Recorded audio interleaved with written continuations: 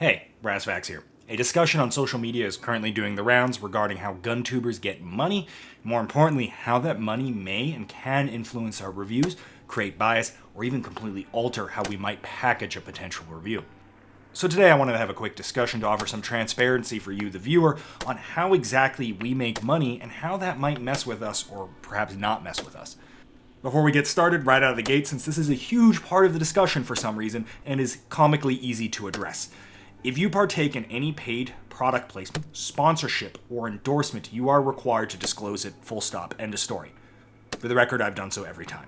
Oh, also, this one's going to be kind of podcast format. I did this with Hop. He is also a Guntuber, I'm sure you know, and also a presenter for TFB TV. Since this video is about revenue and bias, I'm going to blitz through two income sources with no bias, YouTube AdSense and crowdfunding.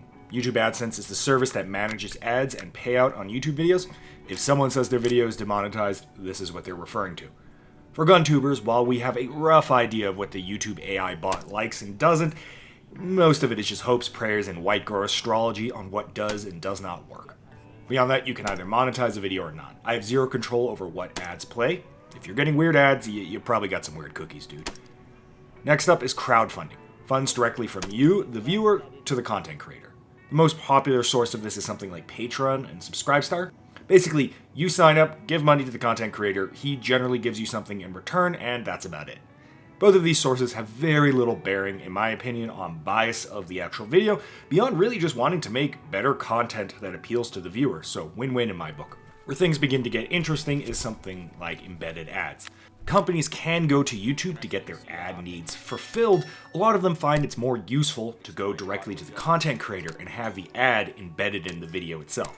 Obviously, it bypasses ad blocker, and it makes them for a much more personal and effective ad at generally actually less cost. But the money goes directly to the content creator, so it ends up actually working out for most parties involved. That's why you see it so prevalent. Personally, for me and Hop, you're watching an ad to watch this video. So I want to be very careful with that relationship if I'm going to put another ad on top of it. Yeah, my two criteria have just been relevance and value. So it's like, it has to be relevant to the channel. I don't do infosec, so if all of a sudden I'm shilling for like a VPN or some, private internet access thing, like that doesn't really make any sense because it has nothing to do with my channel.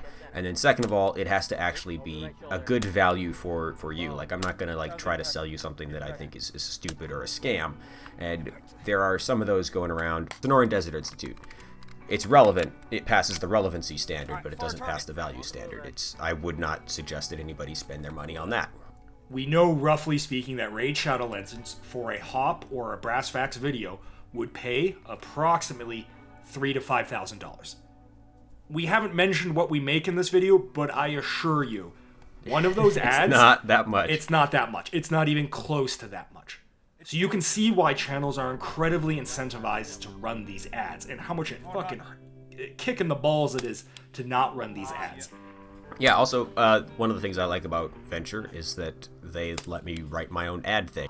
Shout out to Venture Surplus. Shit, maybe I'll just roll in a Venture Surplus ad here right now.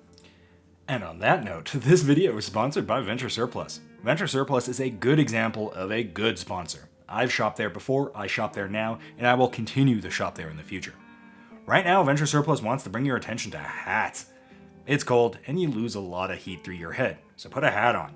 Personally, there are certain pieces of kit that I make sure to dedicate to all of my different gear and my car, such that when I grab that gear, I always have X, Y, and Z on me.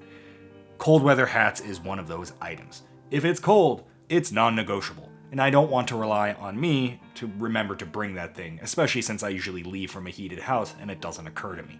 Venture has deals on several good choices right now, as well as this thing. And you can combine that with my discount code to get even more off. Discount code in the description. No, I don't get kickbacks on those. All the savings are passed on to you. Since it's very topical for this video, thank you Venture Surplus for not just sponsoring this video, but really all the videos you've sponsored and saving me and the viewers from having to watch another damn Raid Shadow Legends ad. But I get to turn my Venture ads into a fun little learning experience. Yeah, I mean, imagine having a scripted ad. How do you buy a silencer? That's easy. Just go to silencershop.com. So in a perfect world, we could rely on YouTube AdSense and crowdfunding to run this channel. But at least for myself and Hop, we cannot. Let's do the numbers. My channel runs AdSense, so YouTube pays me about $3,000 on a given month. Subscribestar pays about $1,500. Add in sponsorships, we can get another $1,500 to the mix. That's not an insignificant amount for what one might consider a dream job, but remember, this channel has significant expenses. I'm paying on average about $1,000 a month on ammo. 2023, for example, was $13,000 in ammo alone. I'm also paying a significant amount in gas, and of course the big one, I need to buy products to review. While I will ultimately sell most of them to recoup the cost, it's still a noticeable loss on a per video basis. Roughly speaking, averaging out my expenses over the last 6 months, each video cost me roughly $500 to $600 to make. I'm a single man operation. I'm about as cheap as it gets. We add in the fact that all that income I mentioned earlier is pre-tax. So at least for my channel specifically, the non-buy sources of income, crowdfunding, YouTube, and ad slots are not enough to make ends meet. They're almost not even enough to run the channel, assuming my time was free, so other income sources are required. Back to live Brock and Hop. They want to see you use that dumpy, so to speak. But as we go into these next payment methods, bias does actually appear. I think the most, we'll start off with the most obvious one, the one that I don't think anyone in the industry is okay with, despite it happening, but that would be a direct payment from a company, right? So I think the one that everyone memes on is that a certain YouTuber basically had a below the surface sheet that if you wanted to do a review with them, you could pay X amount, which was a lot of money, and you would get a review. And then you could pay B amount, which is a lot more than that A amount, and get a positive-oriented review. It still does happen. Even someone of my channel size has been offered money to do a certain review, which is a little concerning because that leads me to believe that a lot more people are probably being paid than we perhaps realize under the surface. There's this other thing that probably does happen more often than that, which is like, we'd like you to review this, and we know that it's expensive to make these videos, so we'll cover your expenses, or we'll buy you the ammo for it, like stuff like that, where you're like, well, now we're getting a little bit shaky. And some people who maybe don't have a very good understanding of like the actual law, or just don't quite understand why that creates a conflict of interest, are probably saying, oh, absolutely, that's more than reasonable. Like, of course you would provide the ammunition and the expenses for this video. But yeah, we're not really willing to do that, and probably most people are not. Most people who have a channel of a certain size probably have to do a little better understanding of the business ethics and the laws surrounding product placement. Was that a malfunction? From a 1022. In the year of our Lord and Savior? Don't tell Bill Ruger. Oh, wait, you can't. Yeah, because he doesn't listen. Well, yeah. Yeah, mostly because he's dead. I think the most common way stuff exchanges hand in the industry is simply giving a product to a reviewer. A company might want to have a product reviewed and tested, so the best, most effective way to do that is simply, hey, I'll give you a free product, I'll give you my free product, please do a review on it. However, when you get a free product, it's worth considering. Let's say you get a free rifle valued at $1,500 and you sell it for $1,200. It is indirectly getting money, and that's why I think there is a degree of bias here. Yeah, I think most of the stuff that both of us review, we pay for, we review it, and then we sell it at a slight loss, and hopefully the revenue generated by the review offsets the ammo and gas costs and the money lost on the product. So if Keltec were to say, hey, we'll loan you an RDB, and then you have to give it back, that would have been a huge weight off. And then if Keltec were to say, hey, we'll give you an RDB, and you don't need to send it back, then I would have been able to either resell it or just keep a rifle that I liked, keep a valuable item. And here's where the bias comes in. Companies don't like sending you free products if you make critical reviews. So for a lot of YouTubers, especially smaller YouTubers, that is such a strong incentive. It is very risky and very scary to say something negative about a video. I think most YouTubers are probably moral or significantly moral enough that they might not, they're not gonna force out a positive review such that they keep getting product, but they sure as shit are gonna soften a blow of a negative aspect if they feel like that might hurt their relationship. And if you're mean to a company for too long, they might be like, all right, well, no more early access for you. This thing happens, in the auto industry, in the video games industry, whatever. Like, that's what Gamergate was about, right? It was like revealing that game journalists were afraid to lose their early access. Yeah, there's been a lot of YouTube people over the years who have said like, hey, if I don't like a product, I'm just not going to talk about it. And that's, to some extent, that's used as a shield against, somebody says, how come you're never negative? And they're like, I am negative. My version of negativity is not to showcase a product that I don't like. Another interesting one is affiliate links. Affiliate links are actually an interesting one for me because I'm constantly waffling on if it's okay or not okay to run affiliate links. So you see a lot of videos where I put the affiliate links in and a lot of videos where I don't. Generally speaking, I don't push them hard at all because I kind of think they're a little bit scummy. Yeah, I guess, okay, there's two types of affiliate links. The version of affiliate links that I like, that I tried using for a while, but it's just way too much effort to manage, was like what Prepared Airman does, where he's like, I bought these products, I like them, and if you want to buy them too, then you can buy them on Amazon, and here's my link. Then you buy it on Amazon, you give me like a couple % back or whatever. That seems pretty harmless to me, because essentially you're just saying like, hey, if you're going to buy this product anyway, you buy it through my affiliate link. Let's steal some money off of Jeffrey Bezos, right? Yeah, exactly. Bezos can handle it. Like, he lost 50% of his net worth to his ex-wife, and he made it all back in half a year. He'll be all right, is what we're saying. But the other version of it, where it's more like, if you get a lot of your income from affiliate links, then you might be sort of incentivized to say, hey man, this product's great, go buy it at my link below. I don't know. That's where it gets a little bit sketchy. So yeah, those are really actually the only sources of income that YouTubers can have. As far as I know, I'm sure I missed something. Oh, and then of course, for the record, while we are critical and we mention that these sources of income may have bias, both me and Hop absolutely both use affiliate links, me more than him. We also receive free guns for review or free product for review. To be sure, we're not condemning these things, we're just bringing up inherent bias as part of receiving this stuff. But there are other aspects that aren't direct sources of income, are very heavily related to your sources of income, so we should probably mention those as well. Starting with the, elephant in the room. Or I guess in this case, the oversized giant squid in the room, Leviathan Group.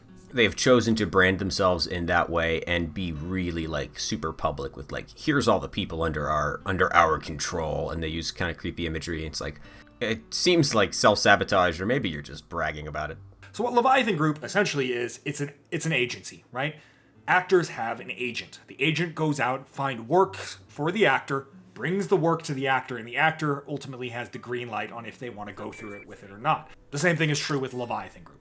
Yeah, the internal workings of Leviathan are not totally understood, and like little bits of it get leaked here and there, and there are YouTubers who have like had the conversation with Leviathan to sort of like feel them out, and then have decided not to sign up contracts with them.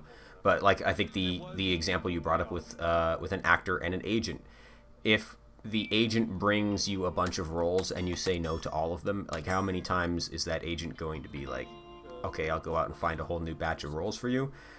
It does seem pretty much like a certainty that you can't just sign up with Leviathan and then say no to everything.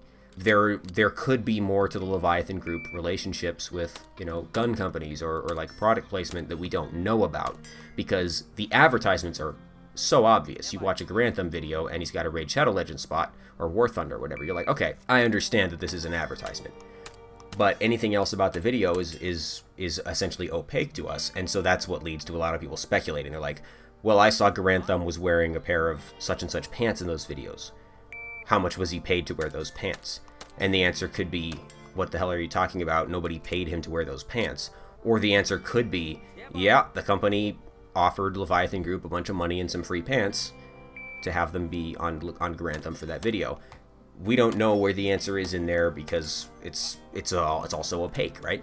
And Leviathan Group is also responsible for getting actual product, the content of these YouTube channels into people's hands.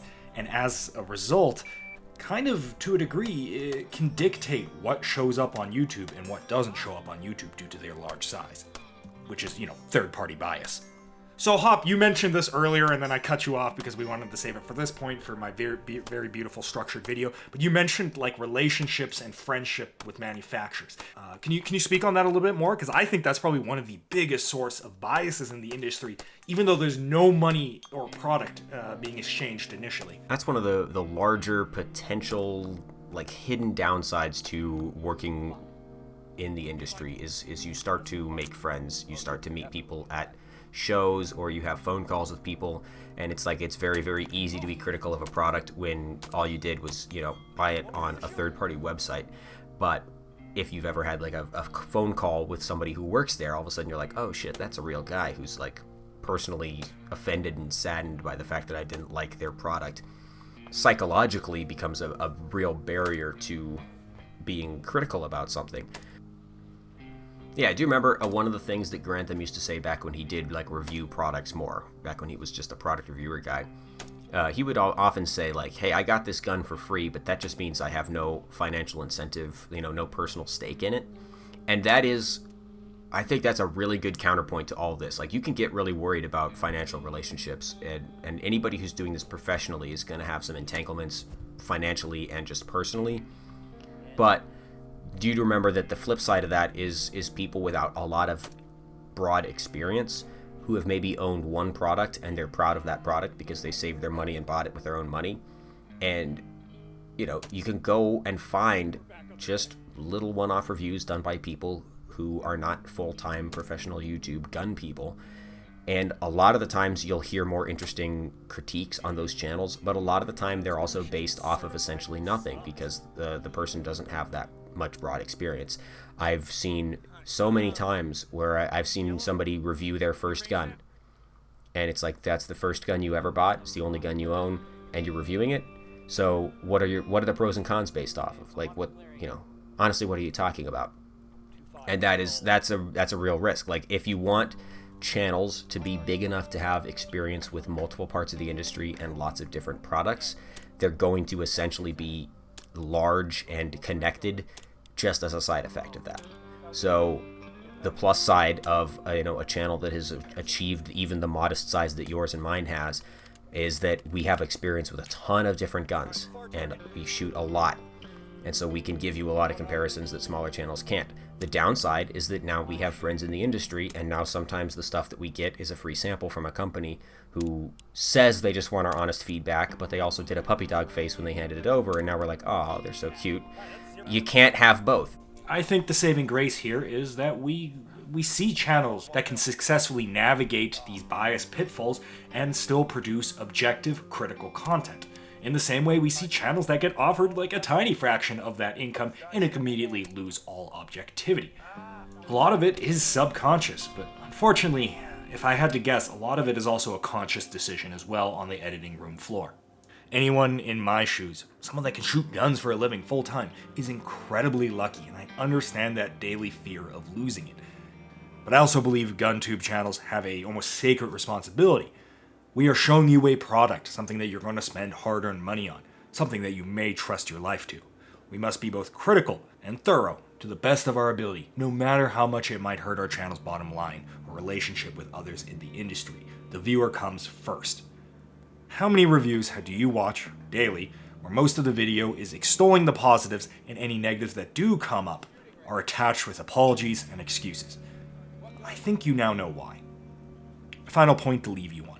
Hop has gained a somewhat unique reputation of being both overly critical on products and harsh. Consider perhaps that he is unique here, not because he's a particularly large asshole, but because he's one of the few willing to tell you, the viewer, how it is, even at the expense of industry connections, friends, and potential income. And that is rare.